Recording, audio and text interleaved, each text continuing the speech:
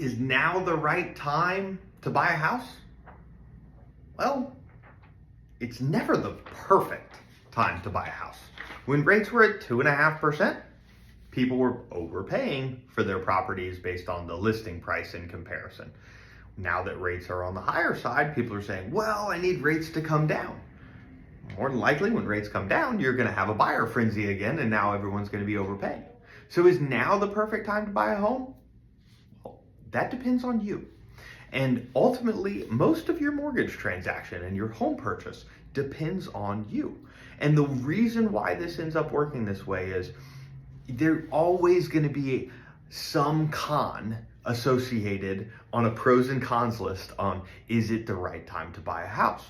Now, your pros of purchasing a property right now is you might have some a little more negotiation room. You might be able to get some seller paid closing costs. You're going to be able to refinance more than likely in the future. All of those things are coming in and they're factored in terms of your overall purchase. What's important is two things. Can you meet the cash out of pocket requirements for that mortgage transaction? And the second one's the most important. Are you comfortable with that mortgage payment where it is today? If you're comfortable with that mortgage payment where it is today, and you have the cash available to purchase the property for your down payment and whatnot, ultimately, now is a wonderful time to buy a home.